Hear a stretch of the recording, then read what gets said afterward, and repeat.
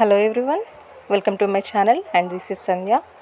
చాలా రోజులు అయ్యిందండి వీడియో అప్లోడ్ చేయడం కాదు, కొత్త వీడియో షూట్ చేసి కూడా చాలా రోజులు అవుతుంది. కొన్ని కారణాల వల్ల అప్లోడ్ అయితే చేయలేకపోయాను. ఈరోజు ఒక మంచి రెసిపీతో అయితే మీ ముందుకు వచ్చాను.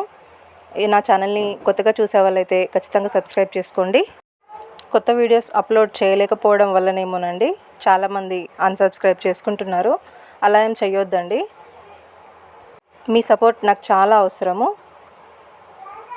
ఇంకా రెసిపీలోకి వచ్చినట్లయితే నేను ఒక మంచి చట్నీ చూపించబోతున్నాను మీకు. రెగ్యులర్గా ఇంట్లో చేసుకునే చట్నీ కాకుండా ఇడ్లీలోకి కానీ దోశలోకి కానీ చాలా చక్కగా సెట్ అయిపోయే చట్నీ అండి. చాలా టేస్టీగా ఉంటుంది, మీరు ఖచ్చితంగా ట్రై చేయండి. దీనికోసం ఒక కప్పు పల్లీలను అయితే తీసుకున్నాను. ఇలా తీసుకున్న పల్లీలని సిమ్లో 10 minutes వరకు అలా వేయించండి. చక్కగా వేగిపోవాలి. సిమ్లో పెట్టుకొని వేయించుకున్నట్టయితే లోపల నుండి చక్కగా వేగిపోతాయి. మీరు హై ఫ్లేమ్లో పెట్టి వేయించుకుంటే పైకి మాత్రం నల్లగా కనిపిస్తాయి, లోపల మాత్రం పచ్చిగానే ఉండిపోతాయి. సో మీరు సిమ్లో పెట్టి వేయించుకోండి, చక్కగా వేగిపోతాయి అన్నమాట.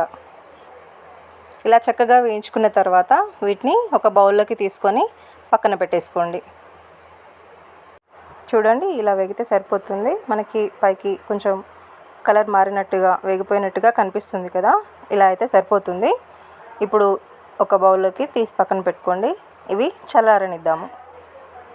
చల్లారిన తర్వాత పీల్ ఆఫ్ చేసుకొని పక్కన పెట్టుకోవాలి. వేడిగా ఉన్నప్పుడు మనకి పీల్ ఊడిపోదు కదా, అందుకని చల్లారిన తర్వాత పొట్టు తీసేసుకొని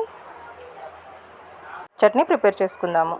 ఇప్పుడు అదే కడాయి తీసుకొని అందులోకి కొంచెం ఆయిల్ వేసుకోవాలి.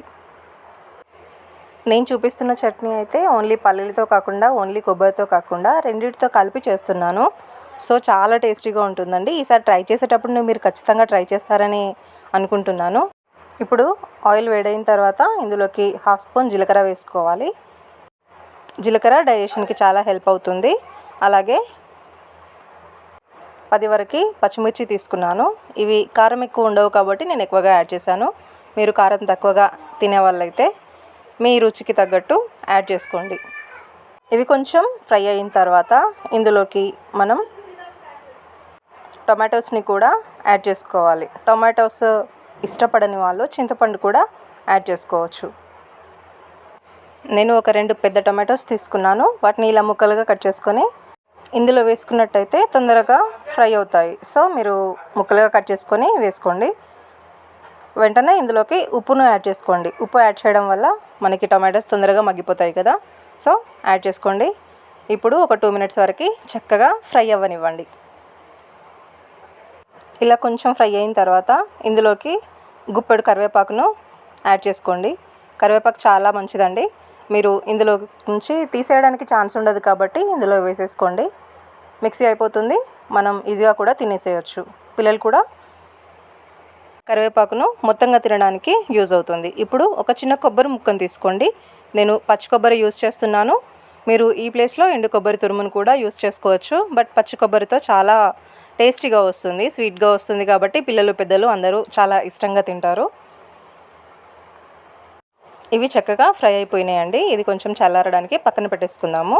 ఇప్పుడు మనం తీసుకున్న కొబ్బరి ముక్కని చిన్న చిన్న ముక్కలుగా కట్ చేసుకొని పెట్టేసుకోవాలి. అలాగే ముందుగా పెట్టుకున్న పల్లీలని ఇలా పొట్టు మొత్తం తీసేసుకొని మిక్సీ జార్లోకి తీసుకొని కొంచెం కోర్సుగా గ్రైండ్ చేసుకోవాలి. ఇలా గ్రైండ్ చేసుకున్న తర్వాత ఇందులోకి మనం ముక్కలుగా కట్ చేసుకొని పెట్టుకున్న కొబ్బరి ముక్కల్ని కూడా యాడ్ చేసుకోవాలి. ఇలా యాడ్ చేసుకొని వీటిని కూడా కలిపి మిక్సీ చేసుకోవాలి. ఇలా ఉంటే సరిపోతుందండి. ఈ టైంలోనే మనం వేయించి పెట్టుకున్న పచ్చిమిరపకాయలు టమాటా మిశ్రమం ఉంది కదా, దాన్ని కూడా ఇందులోకి యాడ్ చేసుకొని 5 నుంచి 6 వరకు వెల్లుల్లి రెబ్బలు తీసుకోవాలి. కొంచెం జీలకర్ర, అలాగే కొంచెం కొత్తిమీర కూడా వేసుకోవాలి. కొంచెం ఉప్పు వేసుకొని కొంచెం వాటర్ యాడ్ చేసుకొని కోర్సుగా గ్రైండ్ చేసుకోవాలి. ఇలా గ్రైండ్ చేసుకున్న తర్వాత మనం ఎంత వాటర్ కావాలో అంత వాటర్ కూడా యాడ్ చేసుకొని మరొకసారి చక్కగా మిక్సీ చేసుకోవాలి. చూడండి, ఈ కన్సిస్టెన్సీ ఉంటే సరిపోతుంది. చాలా టేస్టీగా ఉంటుందండి. దీన్ని మనం పోపు వేయకుండా కూడా యూస్ చేయవచ్చు. యాక్చువల్లీ పోపు వేయకుండానే చాలా టేస్టీగా ఉంటుందండి. పిల్లలకైనా పెద్దలకైనా చాలా నచ్చుతుంది. అలాగే ఒక బౌల్లోకి ట్రాన్స్ఫర్ చేసుకోండి. ట్రాన్స్ఫర్ చేసుకున్న తర్వాత ఇందులోకి మనం పోపుని యాడ్ చేసుకుంటే సరిపోతుంది. ఈ చట్నీ ఇడ్లీలోకి కానీ దోశలోకి కానీ చాలా టేస్టీగా ఉంటుందండి. ఎప్పుడు నార్మల్గా ట్రై చేసే బదులు ఇలా ఒకసారి ట్రై చేయండి, మీకు ఖచ్చితంగా చాలా నచ్చుతుంది. హోప్ ఈ వీడియో మీకు నచ్చిందని అనుకుంటున్నాను. ఈ వీడియో నచ్చితే మీకు లైక్ చేయండి, షేర్ చేయండి, అలాగే సబ్స్క్రైబ్ చేసుకోండి. నా వీడియోని ఫస్ట్ టైం చూసిన వాళ్ళైతే కంపల్సరీ సబ్స్క్రైబ్ చేసుకున్న తర్వాతే చూడండి. అన్సబ్స్క్రైబ్ అయితే చేసుకోవద్దండి. ఇక నుంచి కంటిన్యూస్గా వీడియోస్ పోస్ట్ చేయాలని అనుకుంటున్నాను. నా వీడియోకైతే లైక్ చేయండి, షేర్ చేయండి. నేను ఈ చట్నీని రాగి దోశలోకి చూపిస్తున్నాను. చాలా టేస్టీగా ఉంటుందండి. రాగి దోశ రెసిపీ నెక్స్ట్ టైం వీడియోలో చూపిస్తాను. పిల్లలు రాగిలు తినని వాళ్ళు ఎవరైనా ఉంటే ఈ రాగి దోశ అనేది చాలా హెల్ప్ అవుతుందండి. Thanks for watching.